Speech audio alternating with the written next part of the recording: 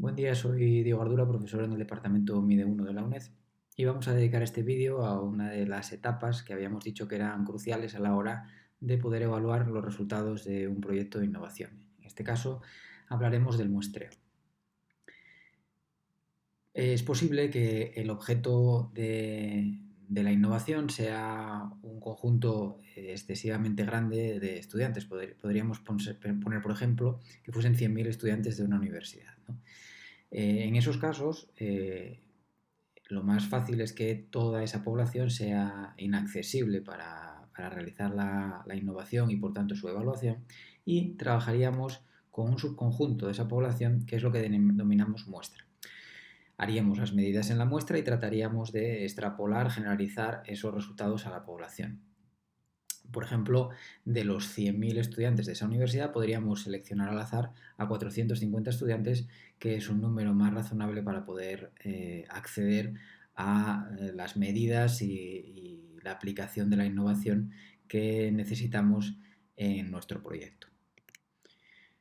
El muestreo tiene dos condiciones, o sea, la muestra que elijamos para representar a la población debe ser representativa y debe tener un tamaño suficiente para garantizar esa representatividad. Es decir, el hecho de que sea representativa quiere decir que tiene que ser fiel reflejo de la población y evitar sesgos. Por ejemplo, si hay un determinado porcentaje de hombres y mujeres en la población, tendríamos que tener una muestra en la que aproximadamente se mantuviesen esos porcentajes de representatividad por sexo. Y así con todas las posibles variables que puedan ser importantes en la evaluación de nuestra innovación o en la propia aplicación de la innovación.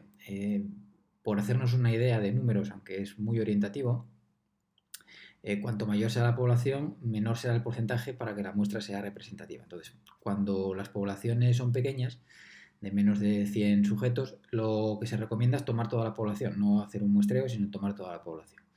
Para poblaciones un poco más grandes, en torno a 500, estaría bien tomar como muestra un 50% de la población, es decir, tendríamos una muestra de en torno a 250 personas. Para poblaciones un poco más grandes, en torno a 1500, estaríamos bien si tomamos una muestra del 20% de ese número de personas. Y para poblaciones más grandes, de más de 5000, tendríamos que llegar a unos 400 participantes para que la muestra fuese representativa. Repito que esto es orientativo, ¿no? Y dependería un poco del problema incluso que estemos abordando. Existen dos grandes tipos de muestreo, el probabilístico y el no probabilístico. El probabilístico, como su nombre indica, implica la selección al azar de los sujetos. Como comentamos en algún vídeo anterior, permite el control de las variables extrañas y el problema es que no siempre es posible. Por ejemplo, hay veces que los grupos de participantes en una innovación ya están previamente preestablecidos, como puede ser el caso de los grupos de un mismo curso en un centro de primaria o de secundaria, donde siguiendo los criterios que empleen en el centro, pues ya están formados los grupos antes de que nosotros podamos hacer la evaluación de la innovación. Por lo tanto, no siempre es posible este muestreo probabilístico, aunque sí que es deseable, ¿no? El no probabilístico implica una selección que no es al azar, ¿no? Muchas veces por conveniencia, por accesibilidad a los grupos de personas, y presenta amenazas en la validez del diseño por precisamente esa falta de control que explicábamos en el vídeo anterior. Un ejemplo de probabilístico sería el muestreo aleatorio simple y un ejemplo de no probabilístico sería el muestreo que comentaba antes por accesibilidad a la muestra, porque tenemos facilidad para acceder a la muestra. No estaríamos utilizando un criterio de selección al azar.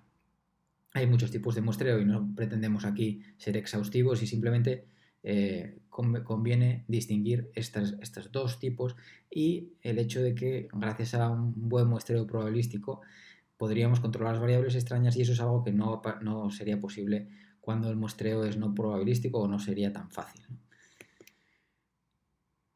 ¿Qué repercusiones tendría, ahondando en esto que decíamos en nuestro ejemplo? Nosotros teníamos una selección al azar de los estudiantes de la asignatura y una asignación al azar de cada uno de ellos a un grupo de control o a un grupo experimental. El grupo de control, recordemos que no utilizaba la aplicación, y el grupo experimental sí utilizaba la aplicación durante la asignatura y al final teníamos la prueba final de la asignatura, ¿no? Que nos permitiría medir el rendimiento y por tanto los efectos de esa variable independiente que es la aplicación o no de la app sobre la variable dependiente que es el rendimiento de los estudiantes.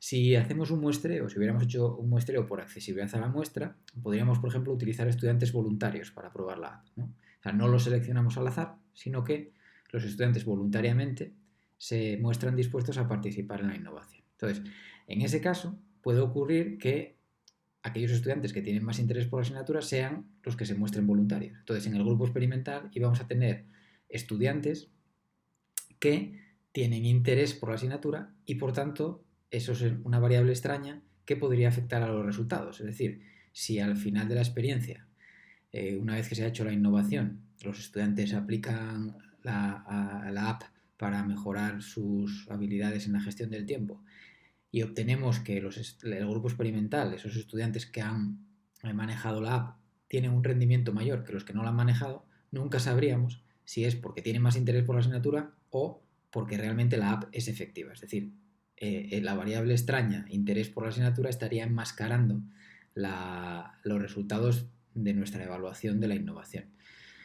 Eso no ocurriría con un muestreo aleatorio simple porque se produce un bloqueo de las variables extrañas. O sea, esa variable del interés por la asignatura estaría controlada porque al asignar al azar a los estudiantes al grupo de control o al grupo experimental, más o menos caerían aquellos estudiantes con mucho interés por la asignatura, unos caerían en el grupo de control y otros caerían en el grupo experimental, con lo cual controlaríamos esa variable, ¿no?